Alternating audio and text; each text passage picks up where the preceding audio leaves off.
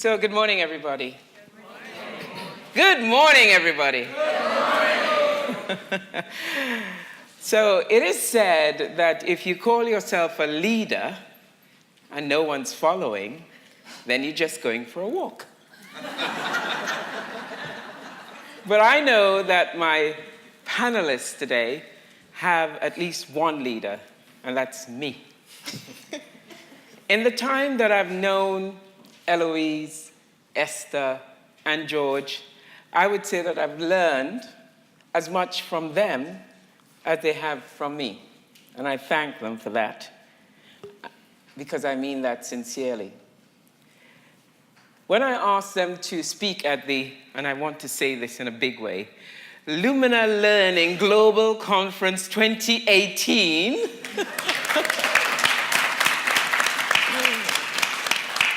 they each said yes immediately. Eloise flew in from Paris just for the conference, to speak at the conference. George flew down from Dublin last night, and Esther herself, only a few days ago, returned from a year-long spell in China. So, what do we have? I can't help but truly admire these individuals because their journeys have been individual and they've been special, and it hasn't always been easy. But some sort of resilience in them has made them who they are today. True leaders, to my mind. And I hope by the end of their presentations, they will have at least another 180 followers, the Lumina family, and that is you, because I think they are impressive individuals. Each of them will do a 5-minute presentation now, after which we will have the opportunity to ask them some questions. So ladies and gentlemen, I give you Héloïse Frixon, Esther Chidowe, and George Imafidon.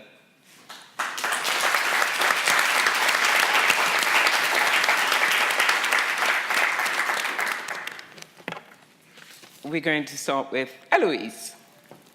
Okay, so go there, I guess.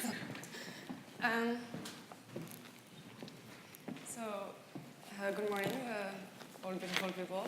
It's great to meet you. My name is Héloïse. As you can see, this is my splash, so it tends to spread a little bit everywhere. I'm at the same time people-focused and outcome-focused, at the same time inspiration-driven and discipline-driven, big picture thinking, extroverted, introverted. So this is where I just tend to be a little bit everywhere. And I hope that I just hope that my journey will help you to understand why and how come I found myself to be like Lumina Spark. Just has helped me to realize that you can be opposite qualities at the same time, and it can be very effective and helpful for your personal growth. So first, I'm French. You may have guessed it from my accent, I guess. I was born in Paris, and I grew up in Senegal for 8 years. Then, after Senegal, I moved to Niger for less than a year, and I've moved back to France, in a small town in the middle of nowhere in the center of France, and so that wasn't Paris at all. Then I've decided to take up my studies and move to Canada. So I moved to Montreal. I see Canadians here. Yeah, but not from Montreal, I guess. And so I've been living in Montreal for 5 years. I've been studying history, psychology, sociology, and I just graduated from my master's degree of industrial relations at University of Montreal. Within those 5 years, I went to China to do a summer program exchange at Beijing, Renmin University, Renmin Daxue, where I've been doing some research on cross-cultural, on international human resources management. Then I've moved to Kenya for 8 months. I just flew back from Kenya about 2 months ago, where I've been doing my internship research, master's degree internship research.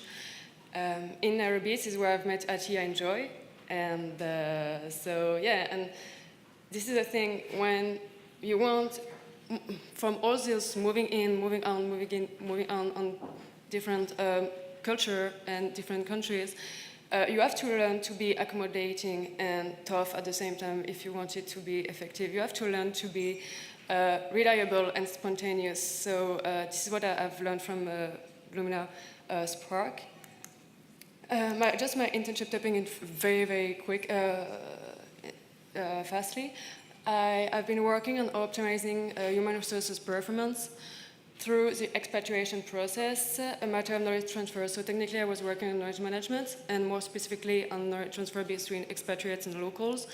And so to make it easier, you know, when you have an like when you are using your expatriate to share and to spread and to transfer your organizational vision from the headquarters to the subsidiary, and as well as expertise, you need cultural adaptabilities, you need good communication, and this has aimed to improve work climate and commitment, as well as reducing intra-departmental conflicts.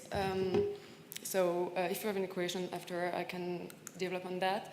My motivations are to work in leadership development and, of course, human resources management. I acutely believe that this is very important in an organization. I believe in performance, in excellence, in diversity, improvement, and that knowledge management is also getting the best of people to be more efficient in an organization. This is my favorite quote. I admired, and I still admire this man, Stephen Hawking, and I just think, so this is a quote, intelligence is the capability to adapt to change. I will just let you think about that. And for the past 3 days, we've been talking about changes such as climate changes, such as IA, such as immigration issues, and so on. And to face those changes, we need to be equipped, and Lumina Spark is one of the equipment that we need to be capable to face it. So this is it. Thank you for your attention.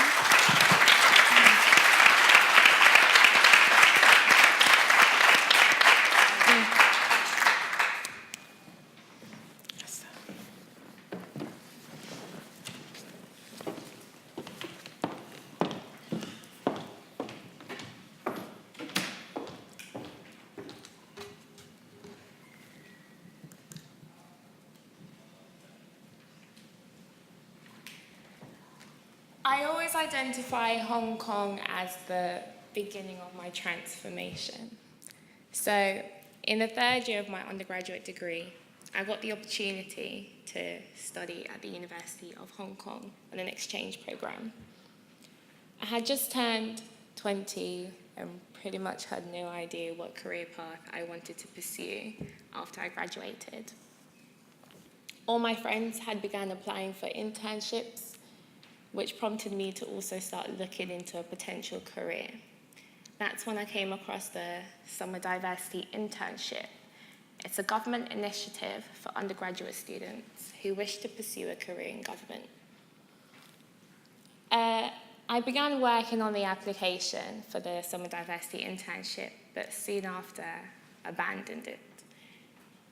I was just overwhelmed by the aptitude tests, which seemed so impossible to do at the time. That's when I was introduced to the Lumina Spark portrait. After some one-to-one coaching, as well as career coaching, I was able to use the analytics from the portrait in my Summer Diversity Internship application.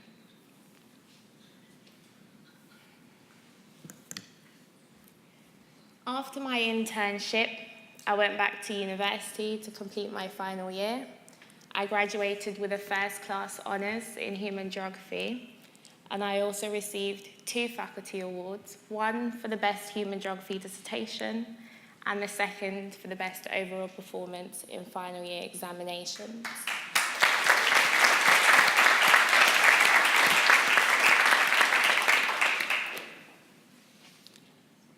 As you can see from the picture, I look very happy, and a lot of people would look at me and think, oh wow, she has her life all figured out and she knows exactly what she's doing. That couldn't be any further from the truth. I had just been offered a place at the London School of Economics to study African development, and following on from my internship, I'd also received a fast-pass entry into government.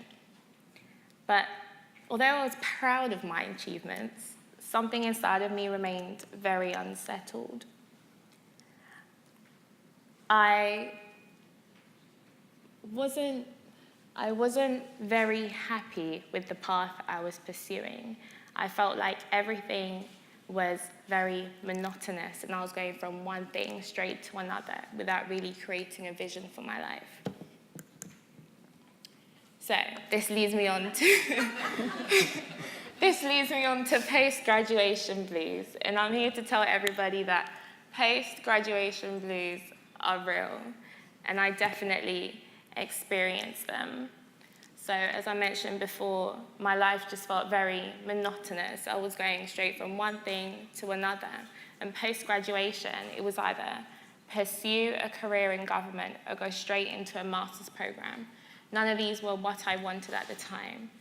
So after reflecting on my Lumina Spark portrait and having another one-to-one career session with Atia, I made the decision, an impromptu decision, to move to China. And the one thing I want you all to understand is that throughout my undergraduate degree, I had grown comfortable having a plan and sticking rigidly by it. So I expected my move to China to challenge this safety zone that I had created for myself.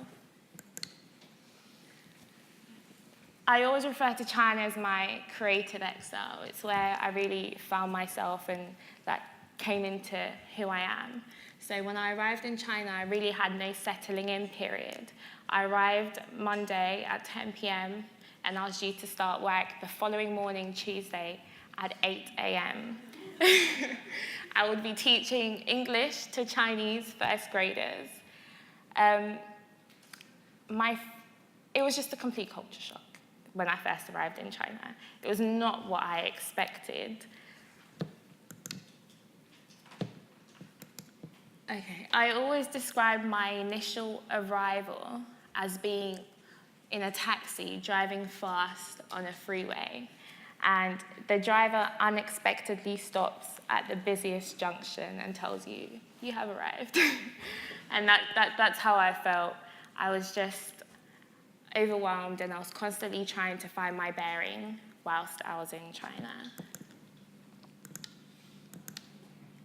So when I wasn't traveling or teaching English to Chinese first graders, I was busy making a plan for myself and my life. And how I represented that is through the vision board. One of my dreams had always been to study African studies at the University of Oxford. But for some reason, I never really applied because I'd managed to convince myself that people like me don't get into institutions like that. But whilst in China, I developed a new self-confidence and a thirst for life. And one day, I struck up the confidence and applied. And now I'll be starting my master's in October.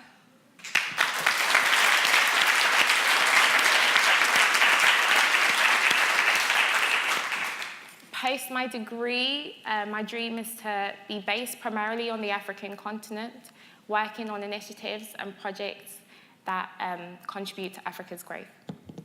Thank you.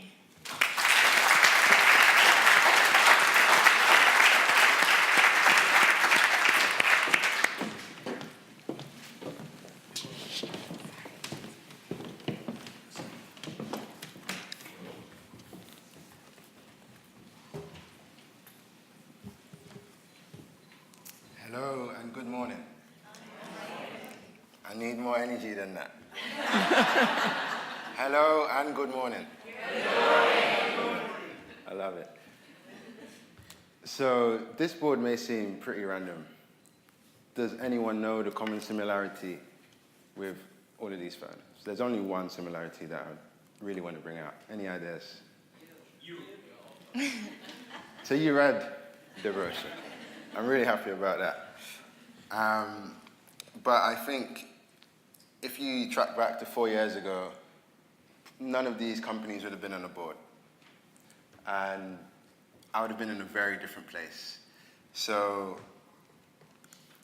for some context, I was born and raised as a Londoner in Peckham. Has anyone heard of Peckham? Hands? Brilliant. Great place, right? Amazing. I had a very interesting journey. The environment that I was in, surrounded by the kind of typical drug and alcohol abuse, every single negative thing you can think of was in that environment. And I was trying to find a way out because I knew that there was a current cycle and I could be different. So at that point, I kind of went against the odds. I did pretty well in my education, and I got into the Amos bursary. I'm not too sure if you've heard about it, which is an amazing organization.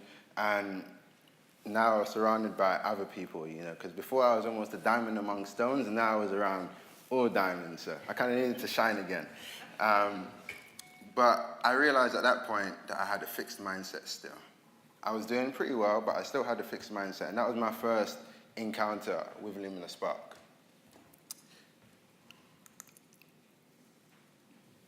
I would say, so this is back in 2014. I was very shocked when I got the profile to begin with. And I was shocked not because it wasn't accurate, but I was just scared that it was so accurate. That it was a great representation of me and how I was at that time. And I realized that, similar to Don, 50% of my personality wasn't, being shown. So I thought there's something that I could do to change it. I remember when I was looking for my profile, I was in the 100th percentile for competitiveness.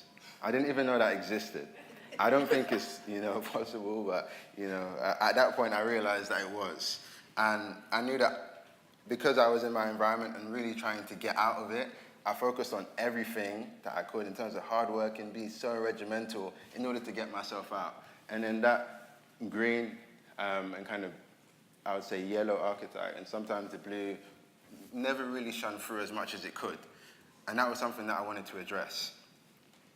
And I think when I joined Amos Bursary and I had coaching from Joy and Etia, that's when I realized that there was something there. There was some potential untapped that I could potentially, uncover. In terms of the kind of impact that it's had, coupling the Amos Bursary with Lumina Spark has been very powerful. The first one that I would say, in terms of things I've been able to do, is speed read people. So I can immediately just meet someone and say, hey, I know you're the blue archetype, or, a variation of something else, but it was very easy. And that meant that at that point, I could say, okay, I'm going to act in this way so you feel comfortable and so that we can be progressive. And before, I would never have thought about that. It would have just been about my agenda and how I can get through.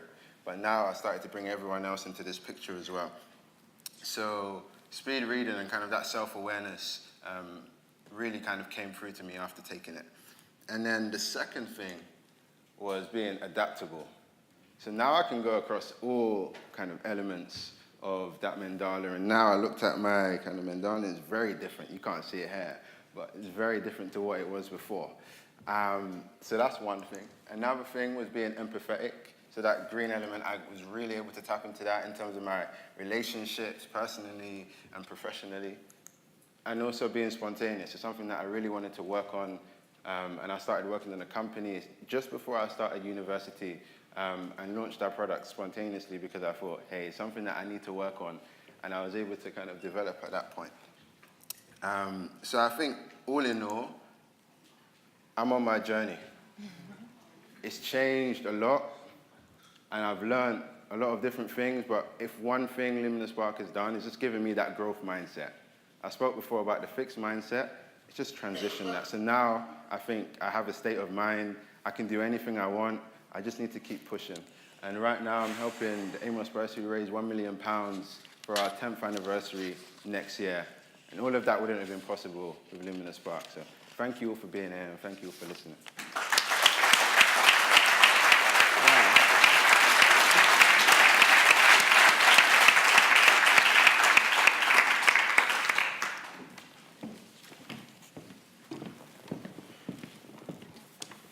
So thank you, Eloise, Esther, and George for those brilliant presentations. I want to ask one question, and then I'll put it out to the floor, because we've heard, for the last 15 minutes, we've been hearing from these young leaders. And when we talk about leadership, you all have interned at various places. What has impressed you, or not, about the leaders of today's that you've experienced or encountered? Start with Esther. I would say one thing the leaders that I've encountered have in common is drive and perseverance. So nothing gets in the way of their vision. They're able to create a vision in their mind and really allow that to come to fruition, and that shows through the things they do. Particularly, I would consider George an amazing leader, and you have a vision and you have great drive, and that shows, and you carry that wherever you go. George? As for me, I think it would come back to self-awareness, as I mentioned before, because they know themselves so well. They know the type of people that they need around them in order to produce a successful team. And they make sure that they're not trying to do everything, but they know everyone that they need around them in order to achieve the kind of targets that they want. And kind of similar to what Esther said, they know exactly what they want. And with that self-awareness as well, they can achieve all of that. So I think that's helped me, and that's all the leaders that I've worked with in the companies. It seems that they have that. I guess that's why they kind of brought me on board as well, in some way. So yeah. No, I would say that from the leaders that I've encountered, it's quite the same things. Like they're very more inspiration-driven and adaptable and collaborative. But at the same time, they're outcome-focused. I've not met a lot of great leaders like this, but they tend to try to understand others, their employees and their colleagues, their peers, and also their superiors. And this is what I have learned from those leaders, is that they're trying to kind of be like chameleon, like they're very trying to bring all those qualities together to take up the best of it. Thank you. Now I'll ask the questions from the audience.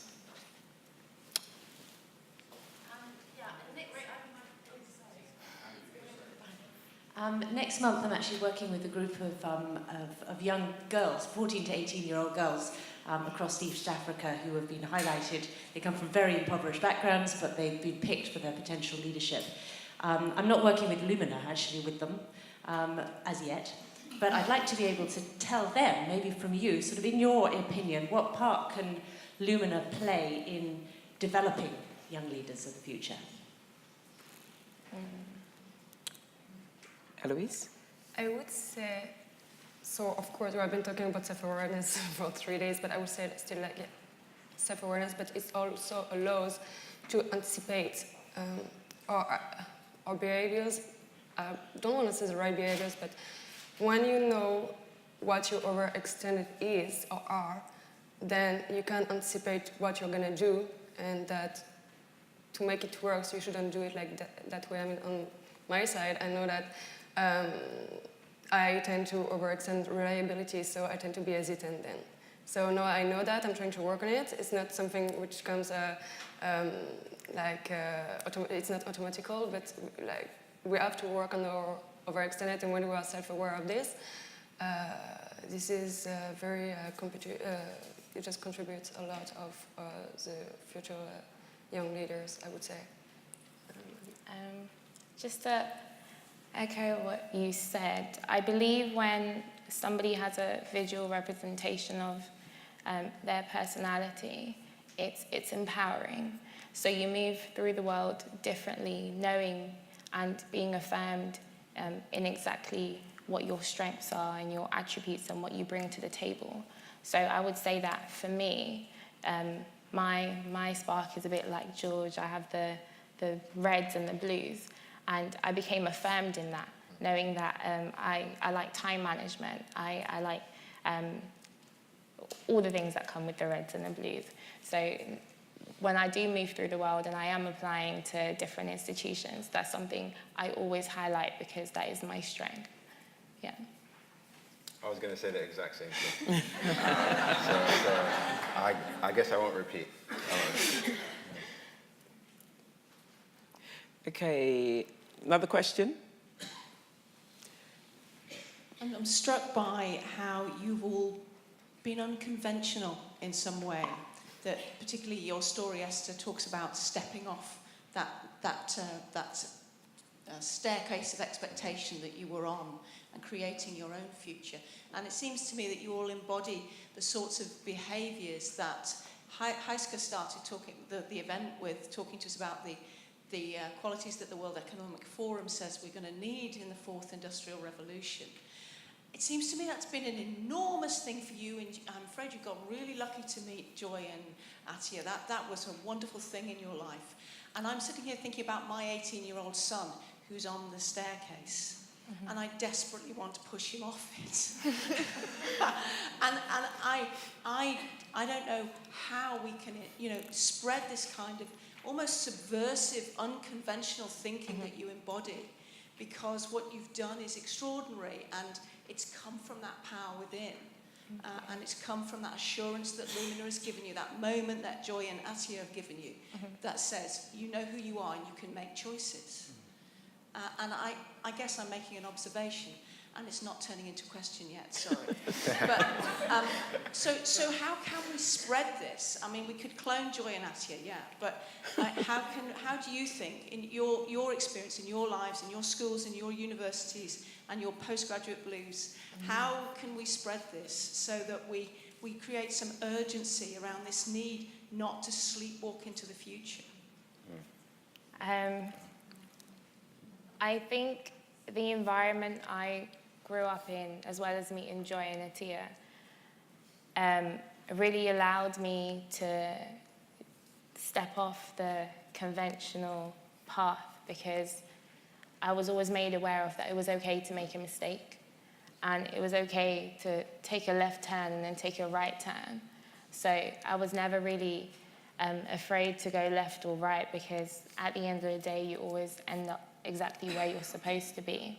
But I would just say to keep instilling in young people that mistakes are okay. Yeah. That's what I was saying. Do you have anything to add? I find this question very difficult because I look at the coaching that Joy and Attia have given, and it's been instrumental to my development. Even with doing the Lumina Spark profile, you have to bring all these things together in order for it to be a massive success. In terms of replicating it and bringing it out, you just have to expand and reach more people. For sure, I'm sure after kind of seeing that profile, it will have an impact in itself. But the coaching complements that a lot. I've been very unconventional after Lumina Spark, without a doubt. And I think Lumina Spark has been a big driver for that. Because I think that once I did it, I knew how good I could be. I saw that untapped potential, as I said before. And I think sometimes that's all you need. And you just need someone to hold you accountable. And that's why you need the coaches or an accountability group of some sort. I know a lot of young people don't have accountability groups, and I push for young people to do that because it makes a massive difference. I'm in around 2 different accountability groups, and that just helps me in every aspect of my life. So that's something that I would push for after the profile if they can't get the coaching. Just to add to that point, I would say the one thing that allowed me to begin thinking differently is when I had a coaching session with Attia, and we were going through my portrait, and I was like, oh, I'd really like to improve on that bit, and I feel like there's room for improvement here. And then she constantly said, okay, what can we do about this? And she coached me through every bit. And I'm one of those people who never really liked public speaking. I know it doesn't seem like that, but I just didn't like the idea of speaking in front of people. So she challenged me whilst I was at university to take more group projects or more lectures that would require me to develop the skill. So like you were saying, somebody who holds you to account and who sort of wants you to progress in the path you want to progress in. I would say that I've always been unconventional since the beginning, even before Lumina Spark. But when we have done the debrief of the project, I said, oh yeah, this is me. Like, I'm just very spontaneous, like totally, and it had helped to be capable to spot the room for improvement, which in my case are down to earth. And so I'm highly working on it. And as I said before, it's a great tool to anticipate the future. It's all about anticipating. So I just hope that in a couple of years I will be capable to use my more of my blue, but keep being unconventional like this. I really like it that way, and I'm not gonna change on that. I really love it, and just not overuse black, use more of blue. I definitely need it. So yeah. I think what's special about these young people, young leaders, is that the willingness to own their story, their willingness to own their journeys, because there's nothing that we could have done with them that would have impacted them the way they've described if there wasn't that willingness to own their story. So I really would encourage you, Nicola, to allow your son to own his story and his journey. Let him know it is, as Esther said, okay to make a mistake. And you'll be there to pick him up if he falls, if he doesn't know that already. Let him know it's okay and truly okay to make that mistake. Where am I going?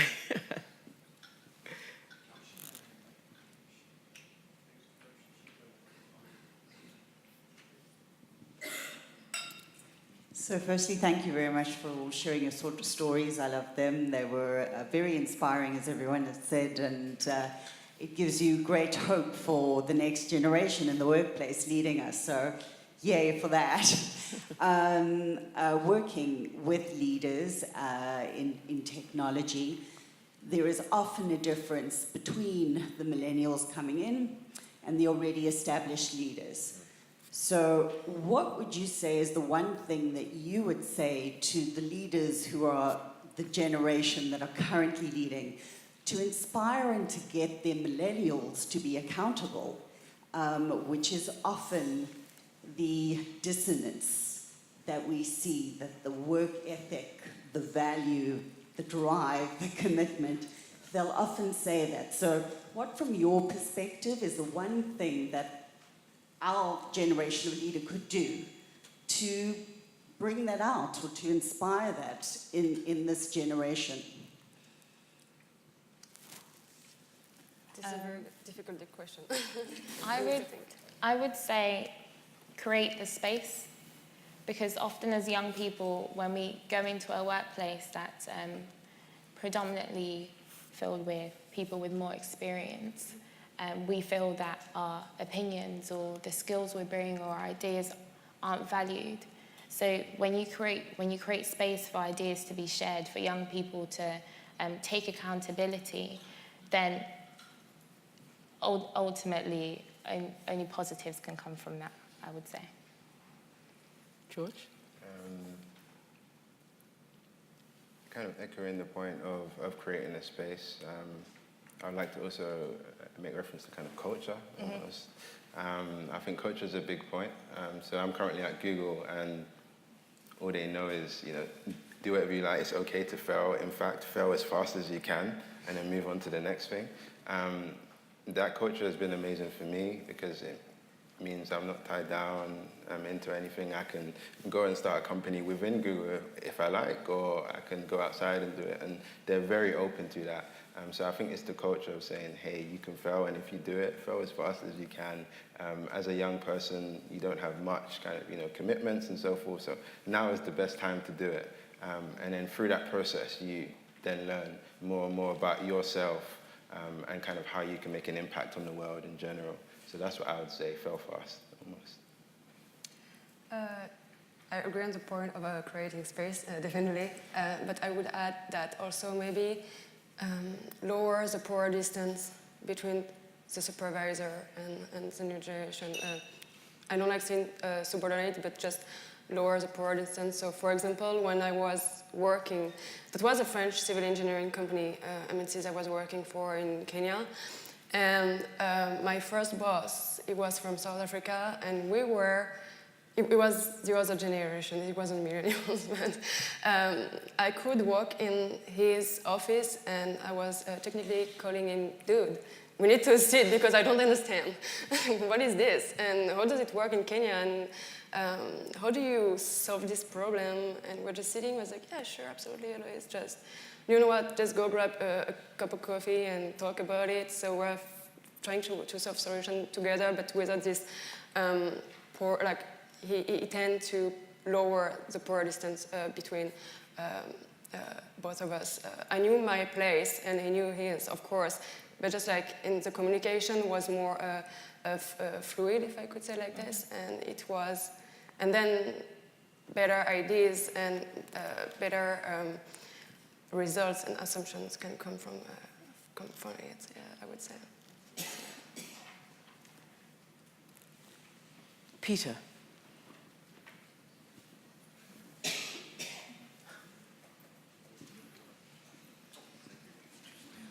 So you've all done your Lumina Spark. From George, I know even several times.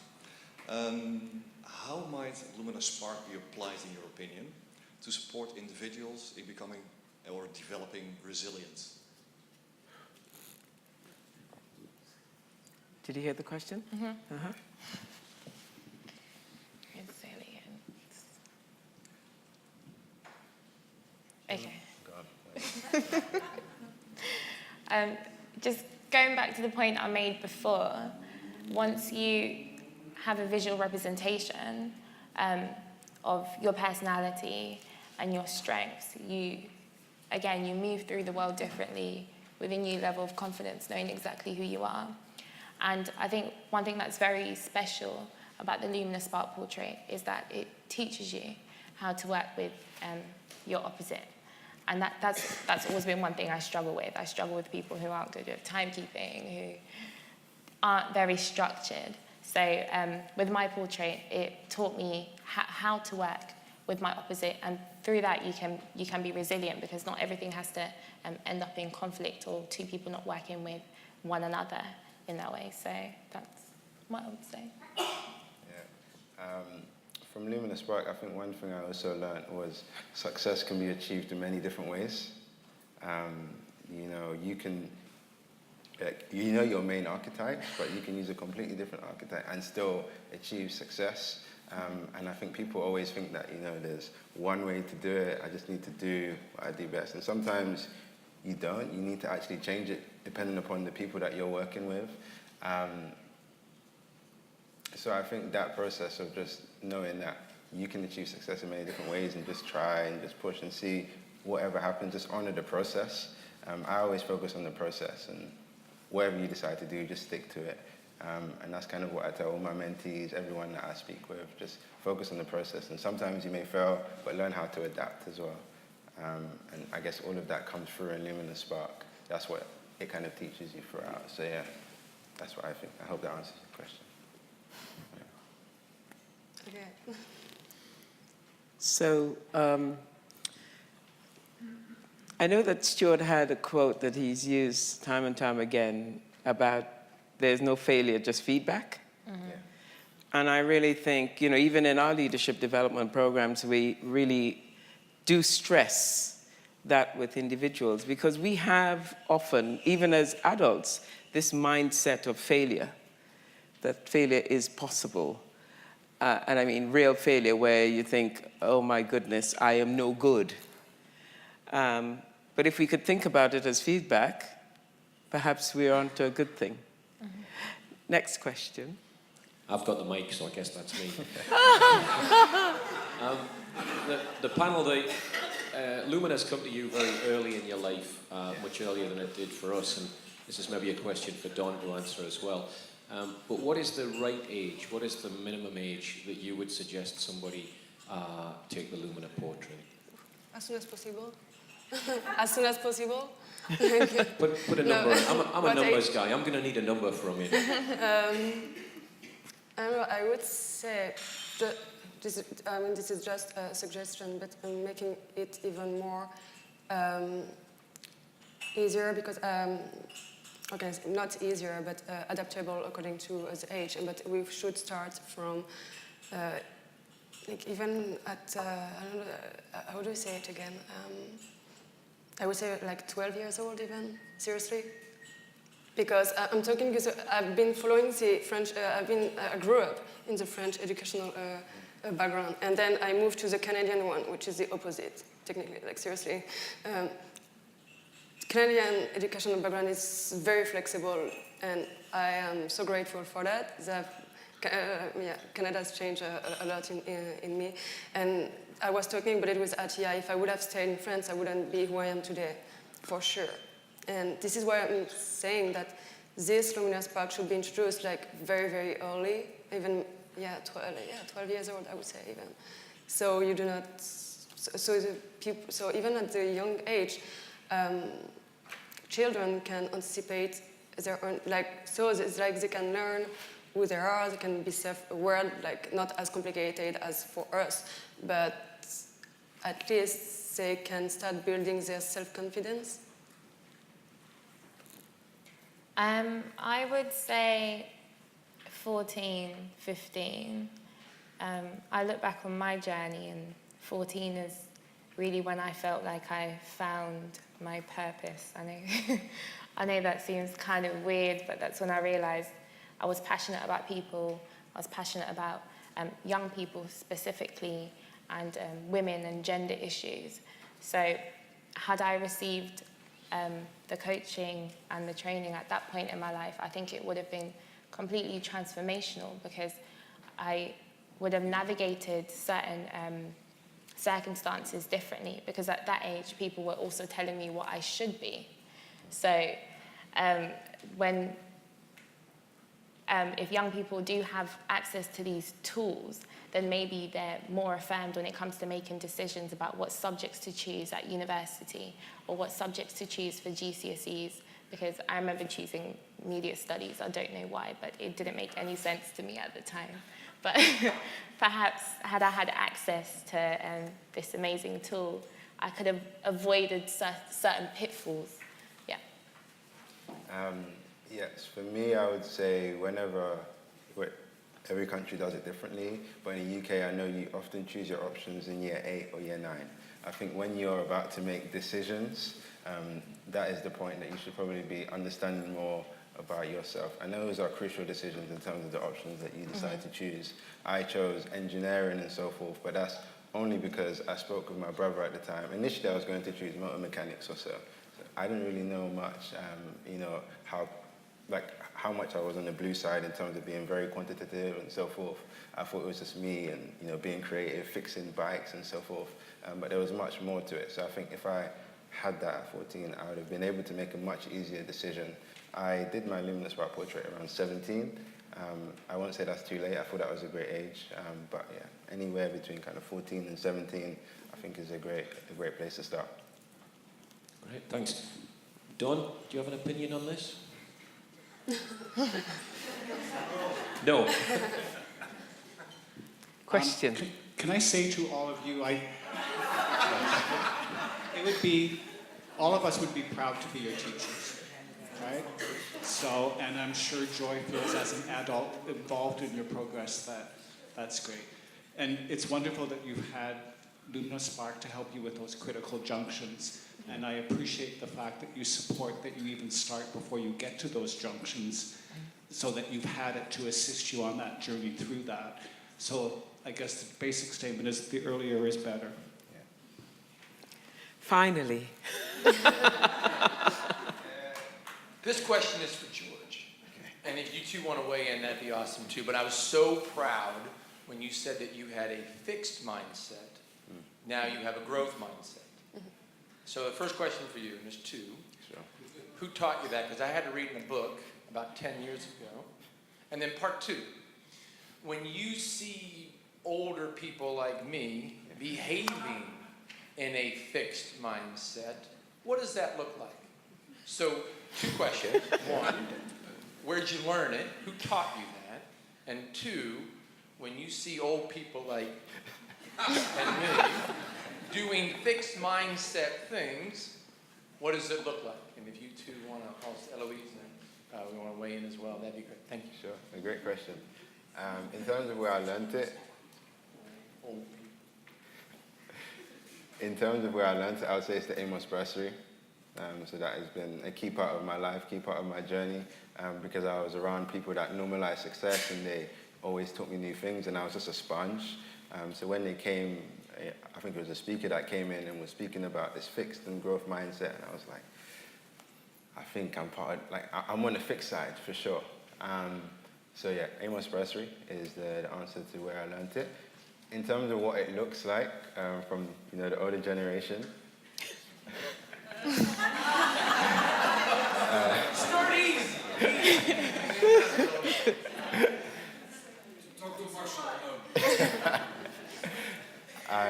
I think it's when you don't have a chance as a young person to voice your opinion to that person, and for it to be, kind of received in a manner of just curiosity, because I guess young people are very curious and they're always saying things, they're thinking about new things, and for someone to just shut you down after saying something that you thought may be a valid point, I think that's when I think the fixed mindset comes in, because you can start very scrappy in terms of an idea and turn it into something amazing. But if you shut it down at that very early stage, you'll never get to that, that kind of diamond at the end. So I think it comes when people aren't as receptive as they can be, and not open-minded to different ideas that may come from various different people, not accepting diversity, for example, not valuing that. I think if you don't value diversity, it's a fixed mindset in itself. So it's just those little small things, but mainly not being receptive to things that people tell you, whether they're young or old. I think if you're not receptive to that, that's very dangerous. And for me, I would class that as a fixed mindset. Yeah.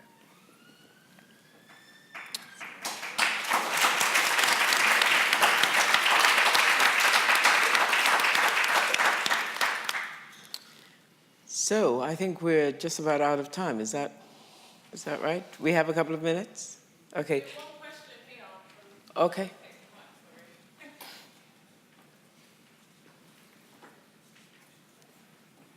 Thank you very much. Hello, George. Clearly, you're all emerging leaders.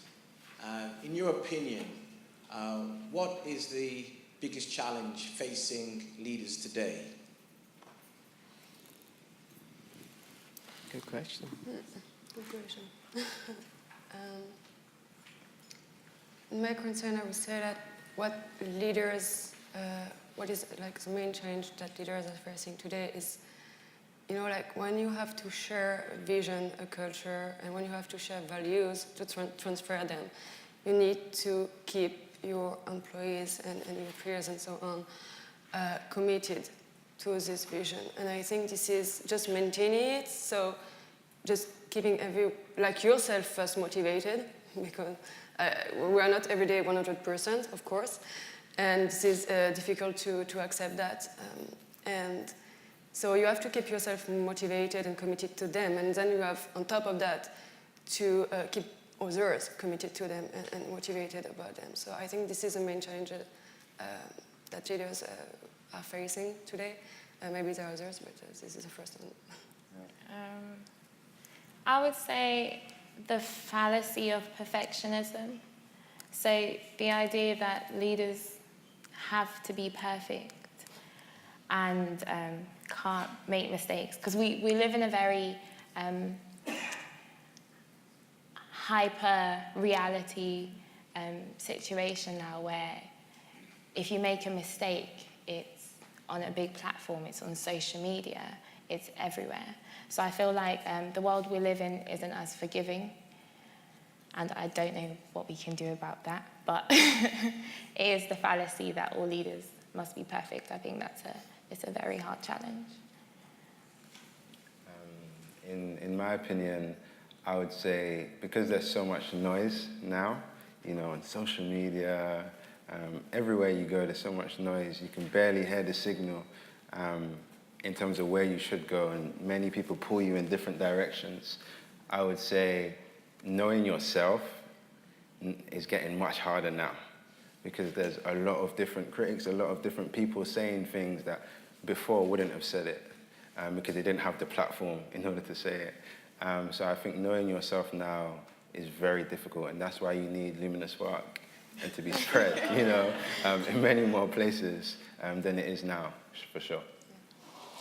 So on that note, I know that we're out of time, and thank you for listening, and thank my guests, George, Esther, and Eloise, for the discussion and your participation in the Lumina Learning Global Conference 2018.